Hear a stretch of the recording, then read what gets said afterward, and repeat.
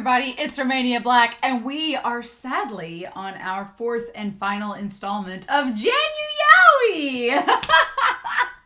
I forgot to do the flower petals in the last video because I was so excited to watch Merman in my tub, and then here we are. So I've poured the last of the celebratory eggnog that was left over from Christmas because I have a feeling I'm gonna need this. Because we are watching Yarichin Bitch Club. I've mispronounced it for eons. I've always said Yachirin instead of Yarichin. And no, it's Yarichin Bitch Club. I have been recommended this set of OVAs for literal years since I very first started the channel and was reacting to Given. I had several people being like, oh, will you react to Yarichin Bitch Club? And I was like, that seems like an odd choice. And honestly, the only thing that's held me back all these years is I thought it was longer than it actually is. I thought that this was like a full-blown anime, like 12 episode series. It's not. There's only 2 OVAs, and then there are 5 volumes of the manga. I've bought 4 of them. I haven't read them, but I've purchased the 4 English translations that I could. The 5th one actually comes out this year. So I'm going to have to go to a fan site and read the rest of the manga chapters before coming back after this reaction and finishing our discussion of Yachirin Beach Club. But I know nothing about this series. Not a thing. Not a thing at all. I know nothing. All I know is it's really hard to find. It's not licensed through Crunchyroll, through Amazon, through Hulu, through Netflix, nowhere. I had to go and find like a Vimeo user that uploaded the English subs. You can find them with like Indonesian subs and other subs, but the English subs, full episodes, hard to find.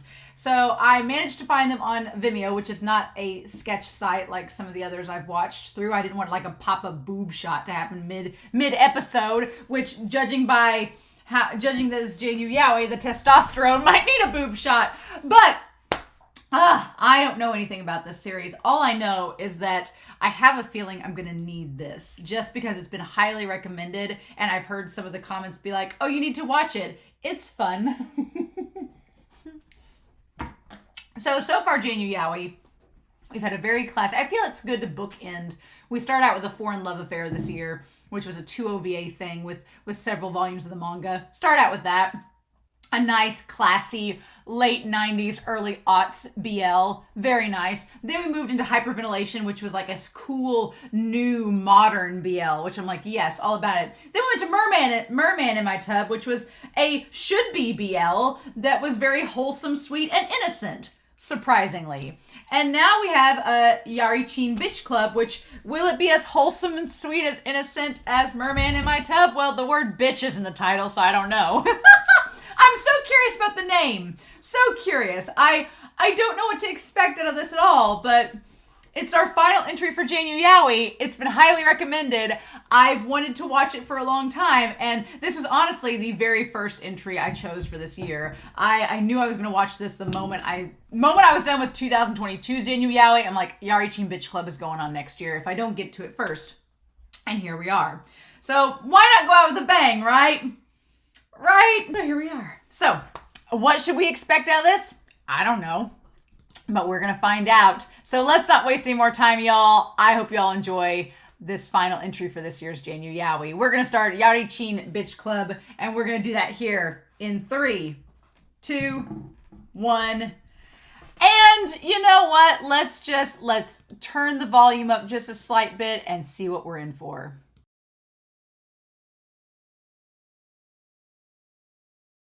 So I want to go back very quickly. At the start of this, I want to go back because I wanted to read what it said about these individuals. I'm going to turn the sound off because we got like when they went to the club to meet all of them, right? And we got introduced to all of them. Okay. Let me see if we get introduced to the club members. Are they going to give us the club? Yeah. Okay, so they do tell us. Okay, so we get Kashima's a transfer student, but he wants to be a top, right? I'm gonna guess Tono would be a bottom if I were to guess, right? Okay. So we need to go through and they say, look, we're gonna introduce you to the club members. Okay. So he says that he is Akemi. Akemi is the president. Akemi is terrifying because he is like kind of a control freak and reminds me of Armin from Attack on Titan and has the voice of Nagisa from Free, and I don't know what to do with it. Oh my god. So yeah, he says, I'm the club president. I'm going to go back to this. I'm the club president, and I'm Akemi Koichi. And of course, my internet would choose now to not be working. Get on here. But said he was a top. And then this was my cute lover, Itome. But it says he's a top too. Interesting. So Tome and him are both tops in their third years. Okay, I mean, I guess that can work. And he says, we were both guys. He's like, yes, that's exactly right. That's how this is. And then Shikatami is a bottom. That makes sense. I can't stand filth or pain. Okay. And he has OCD. Okay.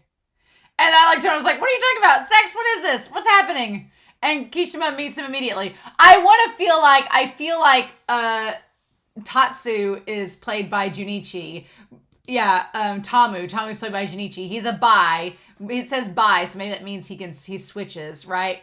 But it sounds like he's voiced by Junichi, which he looks kind of like Grimjow from Bleach. Again, and the other one looks like Sailzel from Bleach too. Oh god, Yuri. He says he's bi, and then Yuri, or he's a switch, and then Yuri is the same way. Okay, oh my god. Yuri with some screws loose. I need to look up before we do the manga, the voice actors. Okay, I want to look up the VAs for this. Because we have to know who the voice actors are for this. Let me see here. What got here? Okay. Let me see. Playing Tamu. Find who plays Tamu on here. Tell me things. Jimmy is Kingo Kumaji. Yuki Ono plays Tamu, not Junichi. Okay. And Yusuke Kobayashi is Tono Takashi. Kashima is Daiki Hamano. I'm trying to see if I recognize any of the voice actors, but I don't. I'm just like, what the fudge, y'all? What did I just watch? Oh my god. Okay. Oh my god. What did I just watch? I need to process everything I just witnessed and collect my thoughts and go through the manga and then we're gonna talk about this. Well, that was a unexpected journey. Oh my god! So, okay. Let's talk about this. So, oh my gosh. What a polar opposite experience from last week. This is the total opposite. And I've spent the last week, after recording that OVA, I've spent the last several days reading the manga. And of course, during that time, I've developed a cold. So my throat is very scratchy. And so you'll have to excuse me, but this is a polar opposite experience from both. It's the polar opposite from Mermaid in My Tub, because Mermaid in My Tub, I was sitting there like trying to scour and clean every nook and cranny, trying to find some BL element, and Yarichin Bitch Club just said, here you go, here's all the elements, have fun, and it's just a total overwhelming at first. However, I have found that this is the polar opposite experience, manga-wise, than Love Pistols and Sex Pistols were last year. Last year, I watched the OVAs for Love Pistols and Sex Pistols, which, by the way, I assume that Grizzly makes both the OVAs for that series as well as this one, because there were several moments in the soundtrack, I'm like, I heard this in Love Pistols. I heard it. And I remember that, and I was like, wow, this is the same soundtrack, same usages, same thing. The animation's kind of similar. Not quite as extreme as Sex Pistols, but similar. And I found myself being like, is this manga experience going to be exactly the same? Unfortunately, it's only 5 volumes instead of like the 11 volumes that I drug myself through Sex Pistols with. Unlike that experience, my experience with Sex Pistols was when I read the manga, it just delved deeper and deeper into madness. And by the end of it, I was going, why won't you give me answers? Why aren't there other volumes? Now I have to live in this limbo, never knowing how this insanity ends. Fortunately, Yarichin Bitch Club, I have the opposite experience where it's almost like an HBO series. The OVA is like the HBO series. Have you ever watched Game of Thrones? If you haven't, the first 2 seasons of Game of Thrones, because HBO has a reputation, right? It's a provider that has expectation for its audience that, oh, we're going to provide you with some raunchy sex and some good TV, right? And so Game of Thrones, you've got to get through some really raunchy sex the first 2 seasons. I watched with my parents. Fun times. But then you tell your parents, you're like, oh, no, get to the 3rd season, the sex will die down a little bit, and you get into like a really good plot. That's the exact same experience with this series. The OVA is raunchy as hell, and then you get into the manga, and yeah, the first volume is pretty raunchy, but then as it goes, there's still sexual elements, but the story starts to flesh out, and you don't get them as often, and they don't feel as in your face. Maybe you become desensitized to it. I don't know. But it almost seems like the manga is for shock value to get you to read it, to get you hooked.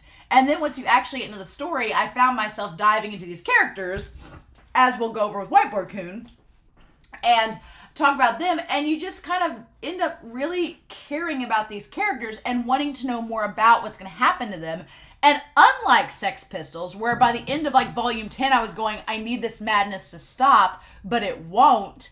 With this story, by the time I get to volume 5, I'm like, I want the story to continue. Why is it not continuing? And it's very frustrating because unfortunately, volume 5 is not released in the US English version as of yet. It's coming out next year. I've got it on pre-order, but it's not coming out until May, and everything I found on the internet does not suggest like an ending. And I read some of the chapters that were translated by fans, but they didn't really provide me with an ending. It all just felt like it was stuck in limbo, and I'm like, come on, I want more with these guys. I was very sad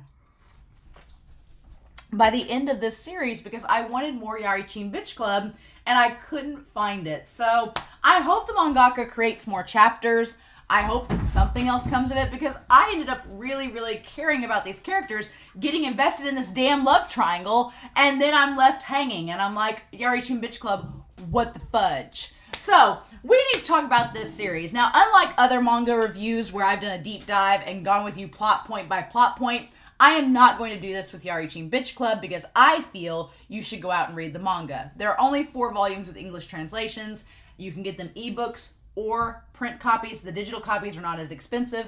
I definitely think it's worth it. The artwork is enjoyable. It's beautiful.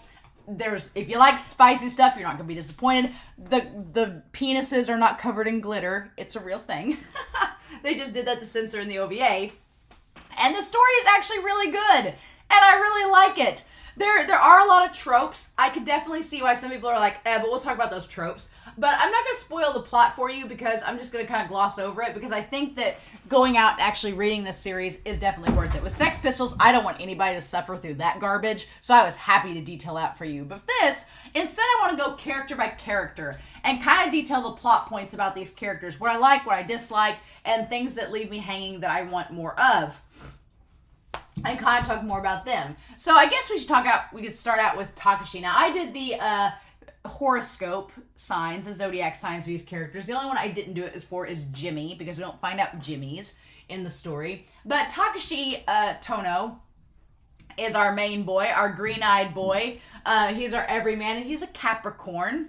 Fitting. But he transfers to this Mori Mori Academy.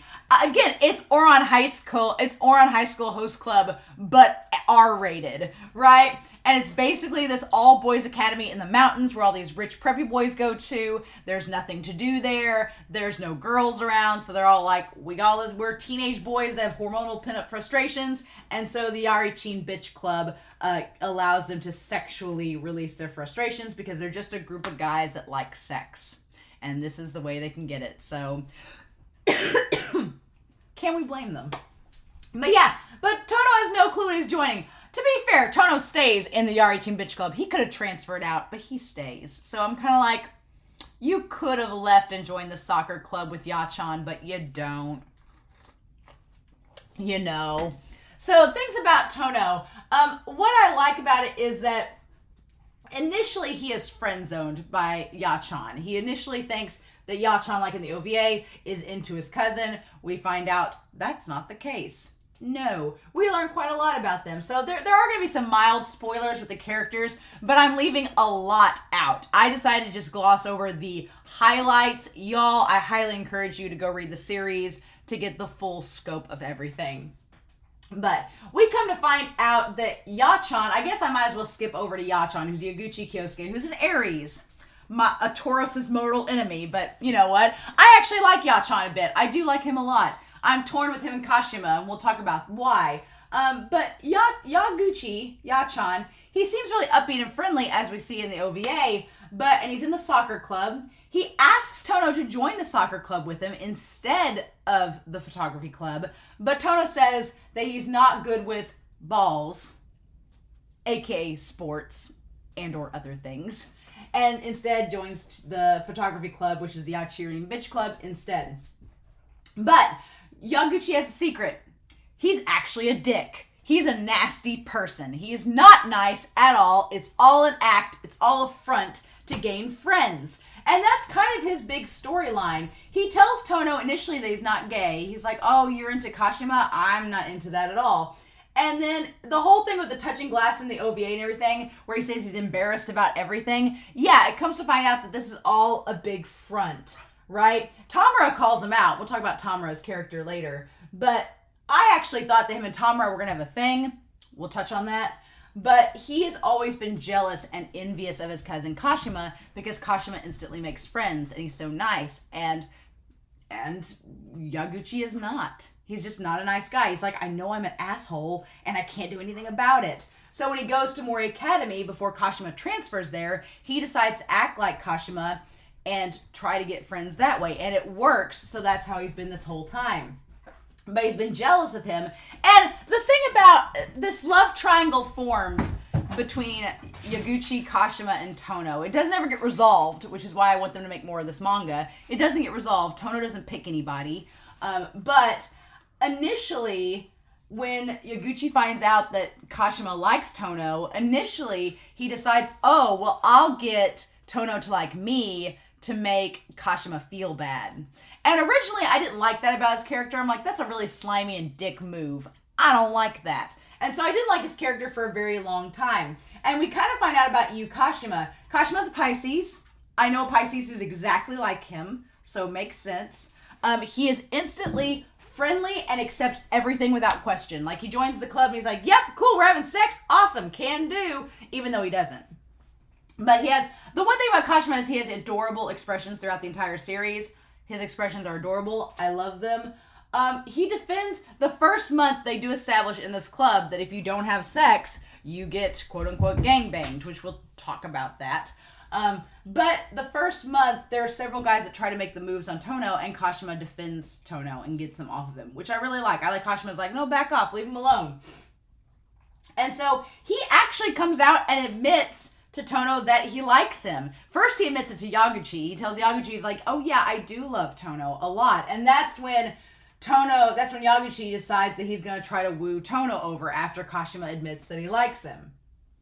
So, Volume 3 happens, and in Volume 3, Volumes 1 and 2, Volume 2 sets up Yaguchi's character. So if you want to know all about Yachan, read Volume 2. But in Volume 3, they go on this big camping trip. It reminded me of My Hero Academia, where they go on like the Season 3 camping trip.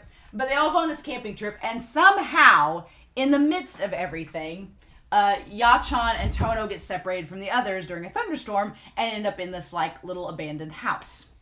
Right? And during the abandoned house, Tono actually finds out the truth about Yachan, that he's an asshole.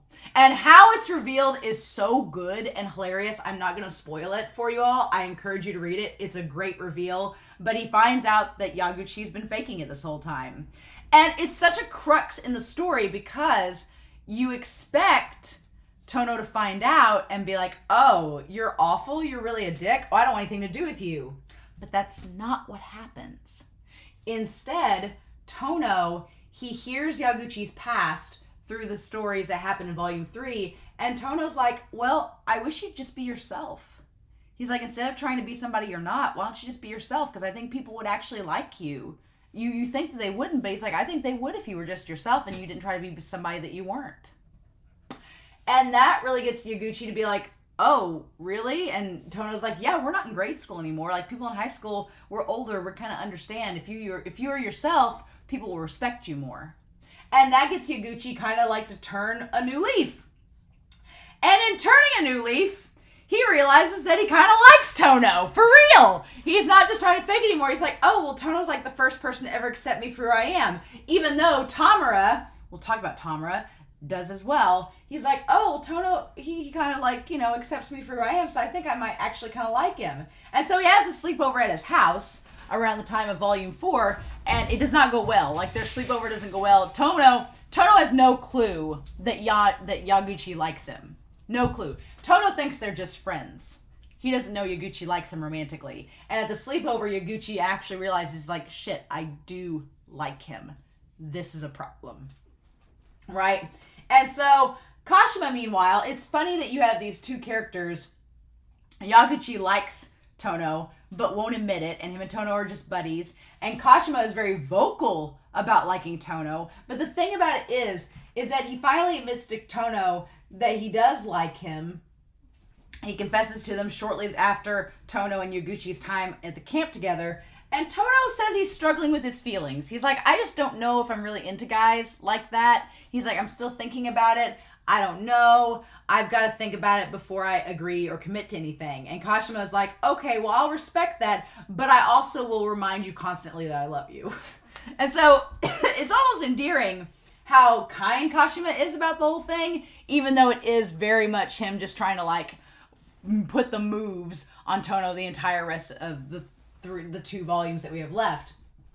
Meanwhile, Kashima and Yaguchi kind of get into a big fist fight. Not a fist fight, but like a big fight towards the end of Volume 4. Because Yachan's like, okay, I might like this guy.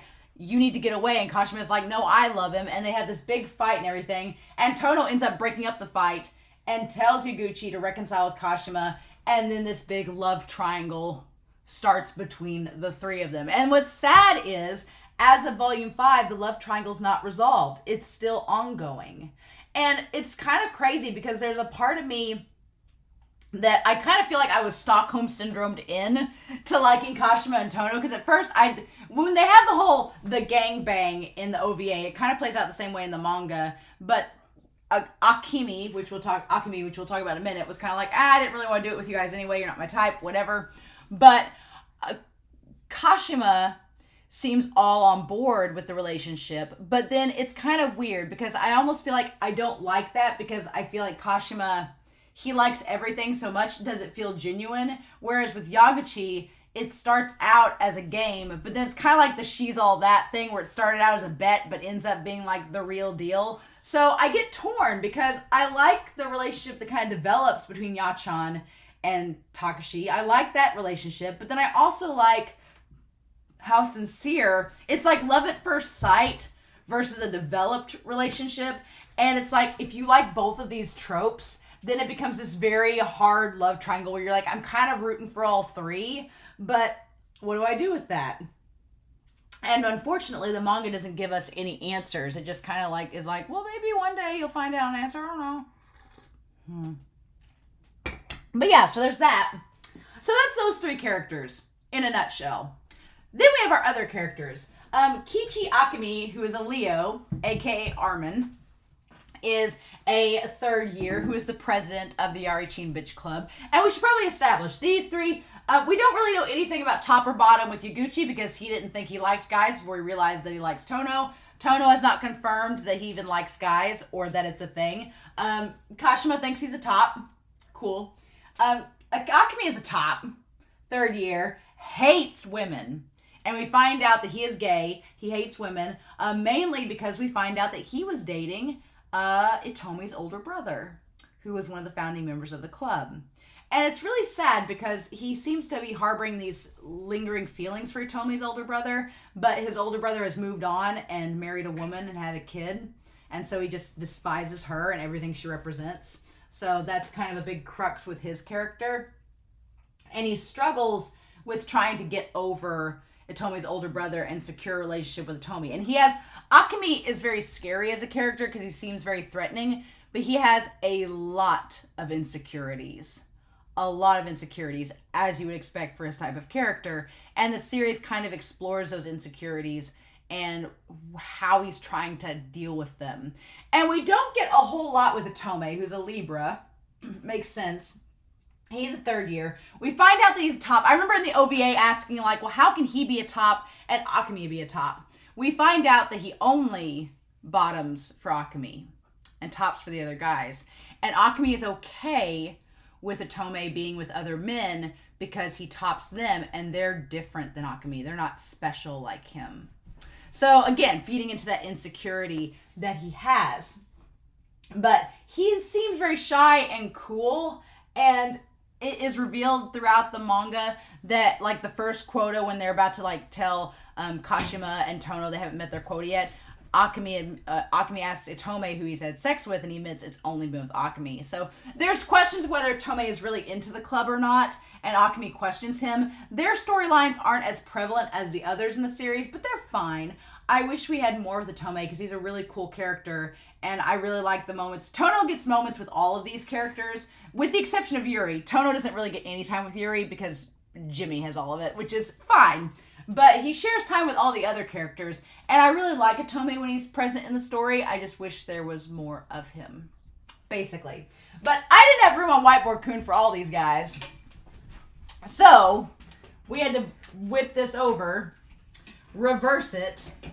The OVA calls it bi in the OVA, and the manga says reversible, which basically means that characters like Tamara and Yuri are switches. They can be both top and bottom. But another character that doesn't get nearly as much time is Shikatani. He's a Leo, like Akemi, and he is a third year. He is exclusively a bottom character in the relationships. And he's at first very freaked out by Kashima in the manga. He's like, you're too much. Back off.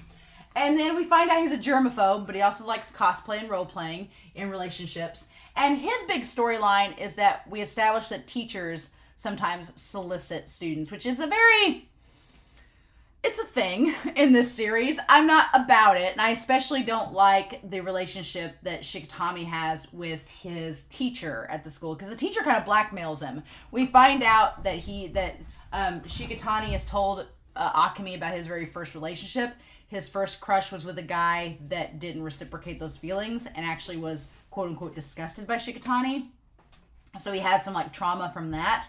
And the teacher kind of blackmails him with it, and it's really awful. And so Akemi decides with the other members of the B Club to go out and try to frame the teacher to help Shikatami out. And so that's a big plot line in the volumes. But a lot of Shikatami's relationship is reflecting on his former love, trying to move forward, what he likes and dislikes. It's a pretty interesting storyline. And honestly, I like the moments where him and Tono grow closer together in the manga. There's a few storylines, like at the summer camp and after the whole blackmail plot, where Shikatami grows closer to Tono, and it's really, really sweet. I like those moments quite a bit. Then we have Tamara, who is a Sagittarius. He's bisexual. Him and Yuri are bisexual. And Tamara is a second year. He's pretty, but he's a bad boy. He's also not happy that Tono and Kashima didn't have to go through the initiation that he had to go through, the whole gangbang thing. He's not happy about that. But he has a really interesting monologue in Volume 1 where he talks about having a strong sense of duty, that he loves doing things that people hate and tends to do things that he wouldn't want done to himself, like the threesome that he has in the first volume. And he says he never forgets a favor. So there is some mystery set up with this character. He has a crush on Yachan, and honestly, the first couple volumes, I thought Yachan might end up with him because he's actually the first one that figures out that Yachan is really nasty. He figures out Yachan's secret really early on. But the problem is, Tamara never says what he feels. He tells Yachan one thing when he means the other. He can't get out his feelings appropriately, and so Yachan kind of gets weirded out by him. And he ends up actually confessing to Yaguchi, but is rejected and ends up heartbroken. And we don't really get any resolution with his character by Volume 5, which again is frustrating because I want more. But we do get some cool things with his characters. He cares about Yuri because he says Yuri is honest and blunt, and that character is. He teases Tono when they're doing like the first month without Tono and Kashima having sex is approaching. He's like, well, you could just do it with Kashima. And so there's always this weird kind of thing at play where Tono, you almost root for Tono and Yaguchi because Kashima's just played out as the easy settling option for Tono. But I like Tono with Kashima, so it makes it hard, right? And then he admits that he did have a memory of Yaguchi helping him, but Yaguchi doesn't seem to remember. So what do we do with that? So I like Tamara's character a lot. He reminds me of Grimjow from Bleach, especially in the OVA, but he's a pretty good character. I honestly wish we had more with Tamara, and I wish we had more with Tamara and Yaguchi talking, because I think some of their moments in the manga are actually really good. But then we have Yuri. And I will say this. Yuri's character is highly overwhelming in the OVA. Very over the top. Very crazy. He may be one of my favorite characters in the manga.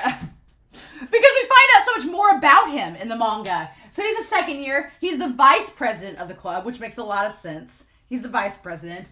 He's bisexual. Kashima instantly compliments him in the manga. And in the manga, Akemi is compared with daisies. And Yuri is compared with lilies. And they're the only ones really compared with flowers in the series. But the thing about him that made me instantly go, oh, his character's not who he says he is. He's the top of his class. Yuri is the #1 in his class in the second years. Out of everybody. He's insanely smart. He reminds me of a guy that's just, he's really smart, but he like maybe has ADHD and can't sit still. And it's like, I need to be doing something constantly. And this place is not, it's boring me. It's too easy for me. So I guess I'll just have sex and buy my time. But yeah, he basically is not who he appears to be. There's a lot more to his character. And there's rare times, especially with Jimmy's character, where he lets his guard down and acts really cool. And you're like, oh, there's somebody else under the surface here. Okay, I'm in. I want to know more. And so he basically has these glasses that he never takes off, and they use it as a running gag throughout the manga, where he's always got like a sleeping mask, or when they go swimming, he has like diving goggles on. Like, you never see his face, ever. The only person who sees his face is Jimmy. We'll talk about Jimmy. But he's shooken up by Jimmy, who absolutely adores him. And we find out Jimmy has a name. It's Fujisaki. And they grow close together throughout the manga. And eventually, Jimmy gets his virginity taken by Yuri. And it's as ridiculous as you think it is. It's about the spiciest, ridiculous thing in the manga. But it works. It works because Jimmy's all about it. There's lots of weird things that they do in the manga. And initially, I would be like, is this crossing the line? But then you find out Jimmy's all about it. And it's like, okay, no, he's into it. We're good. So Jimmy is Fujisaki. Just like how he's introduced in the OVA, he is saved by Yuri from jumping off the roof. We find out he was made fun of and he had really low self-esteem, and so he was going to kill himself, and then Yuri saved him, and he kind of like devotes himself to Yuri. And he keeps telling Yuri how much he loves him and wants to get to know him better. And throughout the manga, they get to know each other and they develop a relationship. And he starts out being like dildo number 18, but by the end of volume 4, like, Yuri and him develop this really close relationship, and Fujisaki actually asks Yuri to be his boyfriend. And we don't get any resolution with it because the manga ends. And that's another thing I'm frustrated with, because I want to know, like, does Yuri and Jimmy end up together? What about Tamara? What about Shigatani? Does he get, resolution with his old flame? What about Tono and Kashima and Yaguchi? Do they end up, what happens with the love triangle? What about Akemi and Hizel and Itomi's brother? Like, there's all these questions I have from this manga, and they're not answered. And it sucks. And I want to know more, but the manga is not giving me answers. So, what do we do? But yeah, I really enjoyed these volumes, and I was really happy that I read them. But unlike Sex Pistols, I wanted to know more and I wanted to get answers, and I ended up not getting them. So I don't know what to do now. But overall, I really ended up liking Yarichin Bitch Club.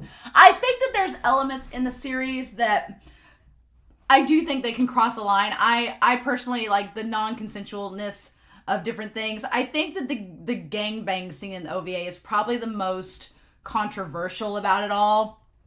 And the thing about it is, after that scene, everything seems to shift in the series, both in the manga and the remaining parts of the OVA. Things shift, right? And so I feel like after that scene, everything that happens post it does have an explanation and consensuality to it, to the point where I'm like, okay, I'm all for this. But the gangbang scene is probably, if that crosses the line for you, which it nearly does for me. Thankfully, Kashima is like, you know, like, go along with me, we'll pretend to date so we can get out of this. I feel like the things that happen in this series are a bunch of them exploring like sexual kinks, things that they like, relationships, do they like each other, and I'm fine with those things. But yeah, the whole thing with Kashima and Tono at the beginning, it does toe a line, and if that is where you draw the line, I completely understand. But as bonkers and crazy as that was, the manga ended up being something I really enjoyed reading and wanted to know more about. So there's that. So I would recommend it, honestly. I'd recommend the manga and just giving it a read and trying to be open-minded with it. And I think you'll be pretty much pleased with where it goes. You'll just be frustrated when it ends and doesn't give you answers. So if you're not wanting that, then maybe avoid it. If you want clear, concrete answers and a clear resolution, this Yarichin Bitch Club manga is not going to give it to you. But if you want a good fun romp with some interesting characters and their relationships, I'd give it a go. I'm definitely curious to see what people comment down below about this series, because it is bonkers. The OVA, utter madness. And the manga feeds into that the first volume, but then it gets better. So I'm very curious to know what people think of it down below. So we'll see. But I hope you all have enjoyed this final installment of JANUYAOI. 4 weeks, an old classic, a scintillating new one, something that should be a BL, and then absolute madness. I call that a win, right? So I do want to make it a goal as I move forward this year in 2023 to watch more BL series. I would like to have a more BL-oriented series on polls, maybe more Danmai. I would like to get into more of those as we go in 2023. So I'm hopefully you all will get to see more BL-esque series as we move forward that don't just end up with being JANUYAOI. So, however, in the meantime, I hope you all have enjoyed this segment. I'm curious to know your thoughts down below, especially with this series. But I hope you all have a wonderful week. Please stay safe, take care, and thank you all once again for another wonderful installment of JANUYAOI. I'll see y'all soon with more reactions.